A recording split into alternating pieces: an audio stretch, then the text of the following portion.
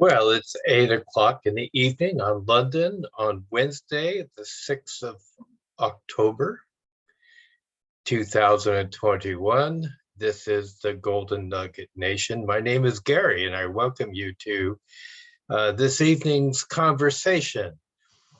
I've received an email requesting that I talk about a couple subjects, which I certainly am grateful for. And I wish to begin tonight with discussing briefly about being an entrepreneur. Being an entrepreneur is little more than being a creator. You learn how to create and make things manifest. Everything begins as a thought.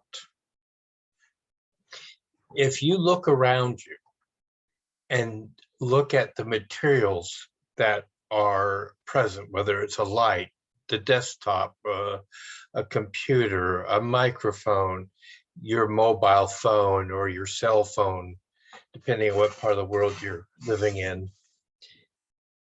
All these things were once just a thought in somebody's mind. And that thought germinated and took time, and then intelligence, technology, whatever was applied, and a device was created, a edifice was created, a tool was created, something was created to allow the next step in that process to occur. Now, if there was no real desire to make that happen, then the thought would have perished because there was no drive, no force, because a thought in and of itself does not create a force. It's just energy. It just kind of brings itself into being. Now, when I lived in the state of Oregon, I lived in a part of Oregon that they called the Silicon Forest. A lot of tech companies were opening up in that area. And one of the things that was interesting to me in my profession as a psychologist and talking to people and having people who were there wanting to listen to me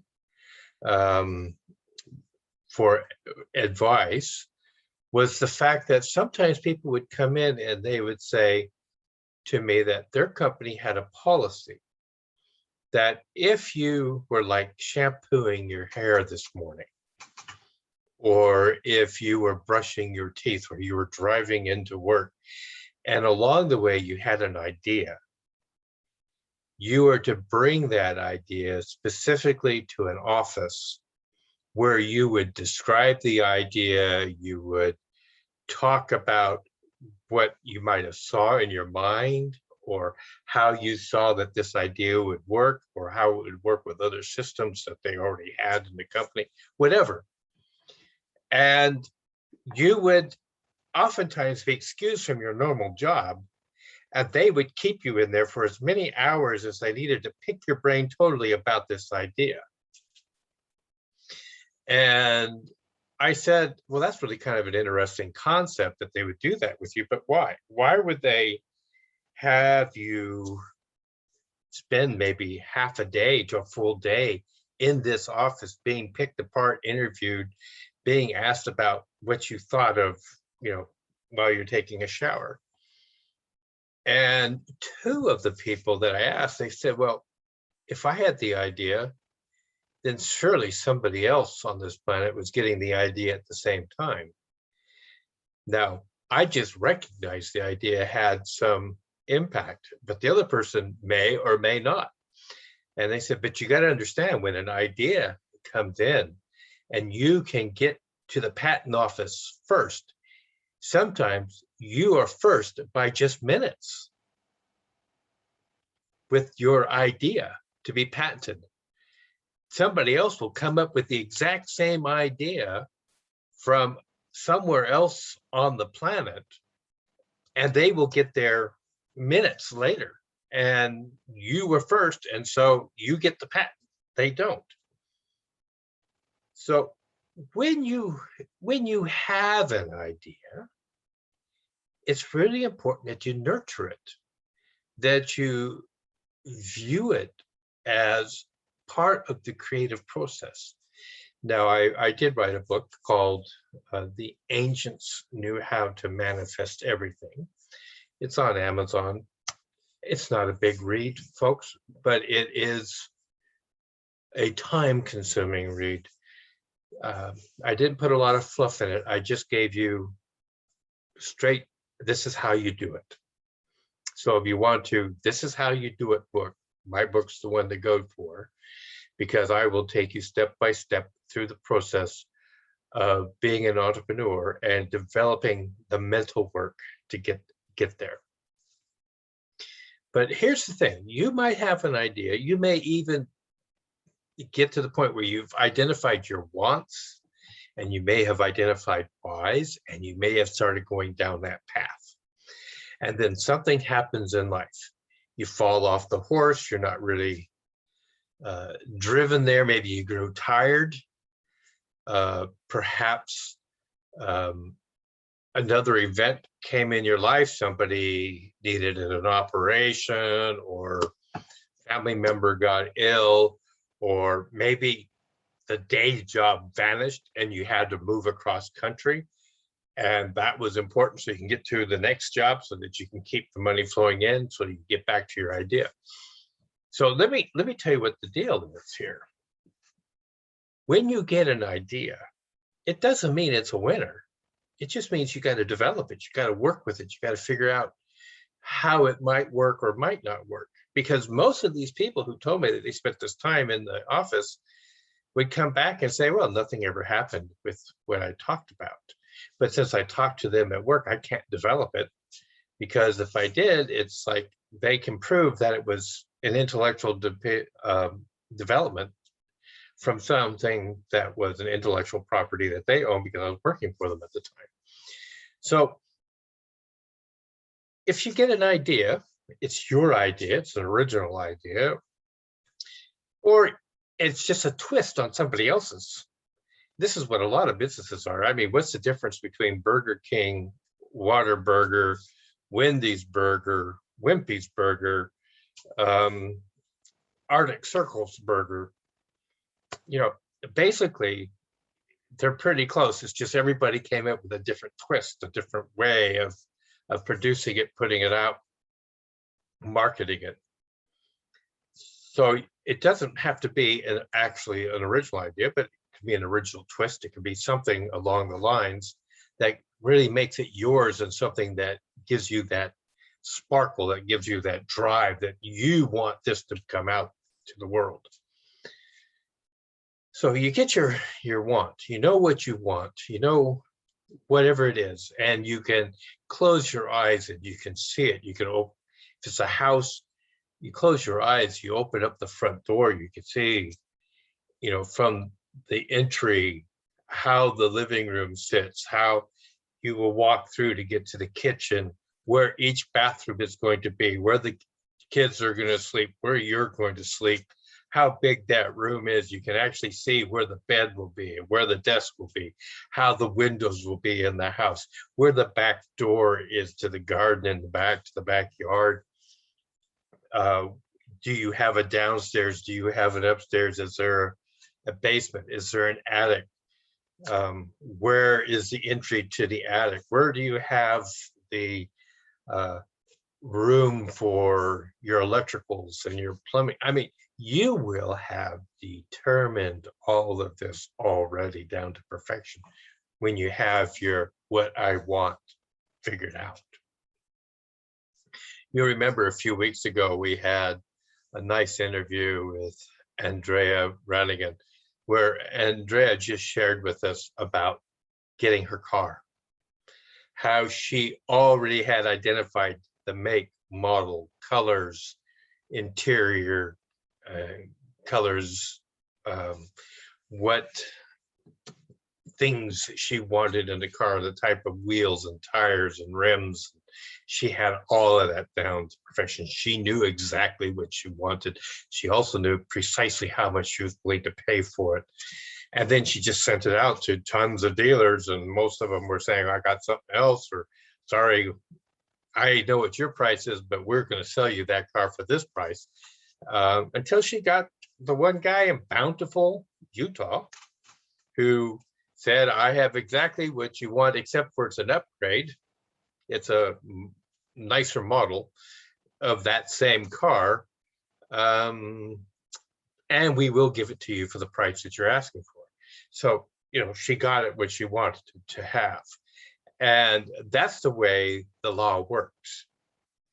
You have your want, and then you have to have your why. Your why is what drives you. It's what makes that idea that you have, because why do I want to have this happen? Why do I want this idea? Why do I want to add this sizzle to the market? Why I think it's important. And that is what drives you. So when somebody says, well, I just got tired and I quit working on it, something was wrong with your why. And if your why was big enough, then all of a sudden something must have been wrong with what it is that you wanted. Because obviously you didn't want that. You wanted sleep, or you wanted rest, or you wanted holiday. And when you get interfered with by events outside of yourself, somebody needed an operation, had to move across country, lost one job, found another one, but I had to relocate there, took 2 weeks. When I got there, trying to get settled in, and now it's been almost a month since I've done anything, and I don't know where to pick up the pieces. Again, it's a situation is, do you still want it? Do you still want it as badly as you had before? If you don't, then find what it is that you want. If your want is still there, if it's still valid and it's what you really want, you close your eyes, you can see it, you can smell it, you can taste it, then it becomes the why. Is the why still as big as it once was? Now that your why can change, because you may have been working for somebody and you said, I need to have an extra $5,000 a month for what I do. And I'm not getting it here. So I am going to develop this so that I can have that kind of income. If you move into a new job that's now paying you an extra $5,000 a month, then all of a sudden your why may have vanished, even though what it is I want is still there. So you have to go back and refurbish your why, make a why that is so big, so huge, so powerful, so driving, that not to take a step towards where you want to go makes you want to cry, makes you really want to question for yourself what it is that you need or you want to do. So that's where that is. So when people say, I kind of lost interest, it was one of those two things.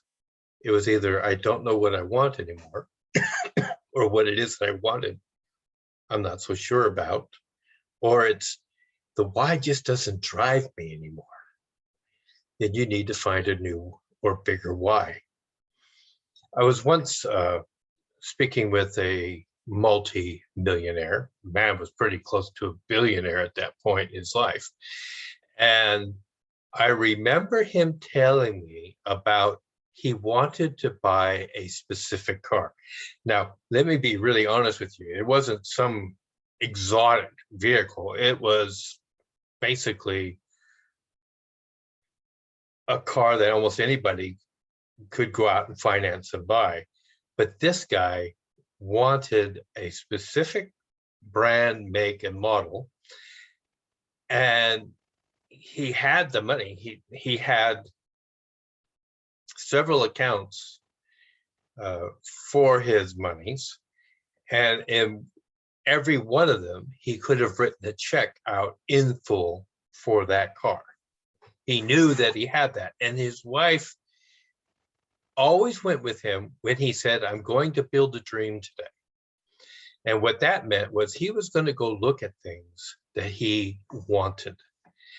And he went back and he was looking at this car with his wife, and his wife said, "You know, you've been wanting this car for 3 years. I know you have enough money to buy that car. Why haven't you?" And he looked at her and he said, "I'm learning to delay my gratification. I keep coming back, and when I see that my want is huge for this vehicle, and it tells me why I want it. And when I buy it, I'm going to have to find something else to want and a why for why I want that thing. But this car, I just want so badly, and I'm just going to delay buying it for 2 more months. I am going to drive myself. I am going to drive my business. I am going to drive my dream forward by just delaying the purchase by 2 months." Now, I hope you can see the point the man was making.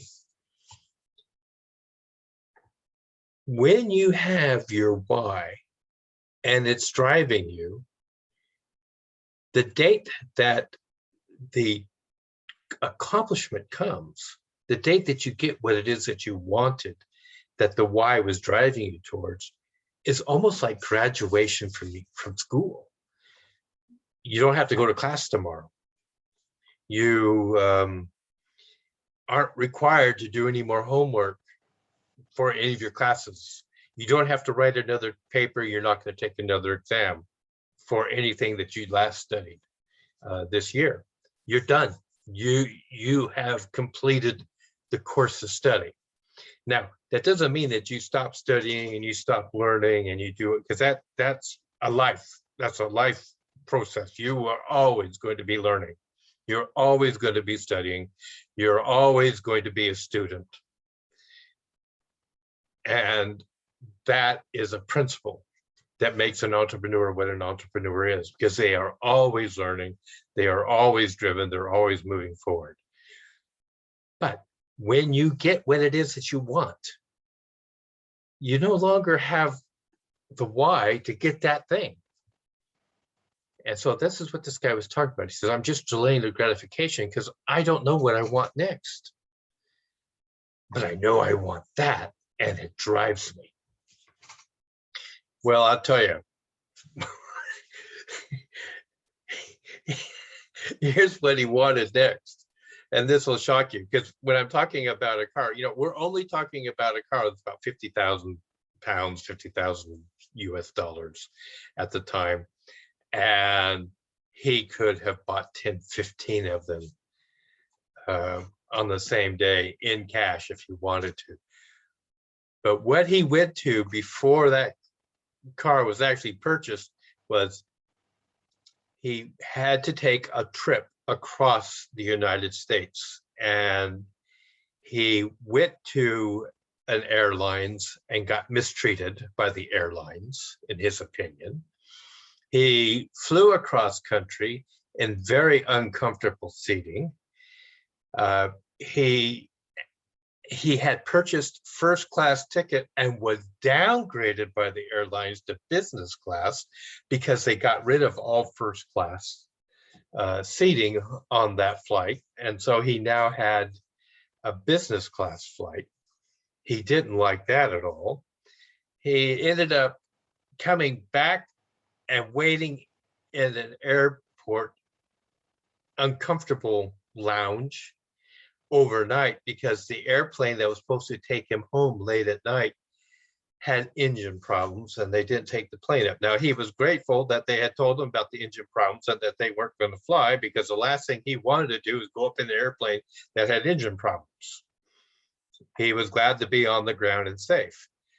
But when he got home, he already began germinating. What about if I buy an airplane for myself? I wonder how much that would cost. I wonder what kind of airplane I want. And he began back then getting information on airplanes, and he came up with, he wanted a Hawker because he could stand tall straight up inside of a Hawker and walk back and forth. And a lot of business jets, you can't stand straight up. You know, there's a height limitation, you have to bend down. But a Hawker, he could stand straight up in, and he wanted something he could stand straight up in. Now, to buy the Hawker he wanted was 20 million. And so that drove him and his business for the next 8 months. He wanted a Hawker. He wanted to be able to just get into a plane and fly his plane, not having to share it with a lot of other people, just the people he wanted to bring on his airplane. You know the drill. But it drove him forward. And because it was driving him, his business literally exploded, because he may be talking the business, but in his mind, he was saying, okay, the next deal, the next presentation, the next whatever, I'm so much closer to that Hawker I'm going to buy. I'm so much closer to that Hawker. Oh, I could just imagine, what it's going to feel like to sit in those leather seats that only I have broken inside my own personal private jet.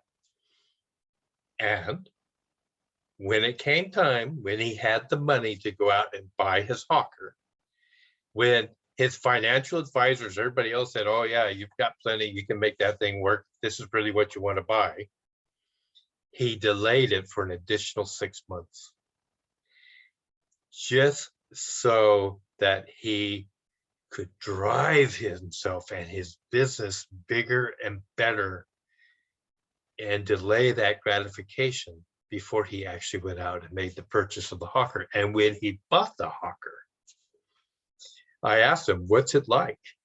He says, well, come down to the airport with me. We got in his Hawker. We went up for a flight. He took me to 2 states over. He had a meeting. And after the meeting, we flew back. And I said, wow. I said, this is really nice. He said, yeah, it really is, isn't it? And I said, yeah, I can't believe that we literally left one state, we flew over to another state. We were there faster than I've ever been in an airline, because we're flying direct. We don't have to follow a lot of airline agreed routes, etc. We had this business meeting. We had lunch in this other town. We came back on the plane. We flew back. He says, the only thing about the Hawker I was prepared for was, whenever we go up, I have to sign for the cost of the fuel. He said, I was really not prepared for the size of that. He said, but everything else was really great. And I'm so happy I delayed gratification, because I made a lot more money and my pot is bigger. And so when I signed the check, or the signature on the fuel purchase, not a big deal to me. Doesn't really put a dent in my account, but I love having this Hawker. And I said, so what's the next big dream? Oh, I want a yacht. I want a yacht that's in the Caribbean. And he started describing the yacht. This is the secret, ladies and gentlemen. You have to know what you want. And then you have to get a huge why that drives you to get there. And when you have that thought and that why, the way you're going to get it, that how manifests itself, whether it's new business meetings, a new line of products, a new website idea, maybe putting together events, live events that you can host. We're starting to get to a point now where people are able to host live events again. The world is changing, you will change, and you'll be driven to where you want to go. So if you feel like you've got off the horse, if you feel like, I'm just not there anymore, it's one of those two things. What is it you want? Has that changed? And what do you really want? Find it, define it, make it specific, taste it, smell it, see it, hear it, whatever it is. And then you have to build a why that's so huge, so powerful, so driving that not to work today towards what it is you want literally makes you want to cry. Literally makes you feel as if you have not given the effort into today that you should have. Every day needs to be a progression. And it could be, my progression was, I just got up and I went back towards chasing my dream. That may be all that you have. I don't know how many times I personally have gone through a day, and if somebody else from the outside looked at me and said, what did you accomplish today? You're no different than what you were this morning. I'm different because I'm a different person today than I was yesterday. I'm a better person today than I was yesterday. I'm still chasing my dream today. I may have received 100 no's today. I may have been told I was crazy 50 times. I may have had one rejection after another, but I am still driven by my why, because my dream is yet to be fulfilled. And I have put that on order to the universe. And I know with full gratitude in my heart today that that will materialize in the near future. Now, I hope I've answered those questions that people have asked for this week. Thank you very much to Anna Rich for putting them forward. I appreciate it. And I hope that what I have said is a benefit to you and for you. I'll be back next Wednesday night, 8 o'clock London time, for another Golden Nugget Nation Q&A. Thank you for joining me tonight. Good night.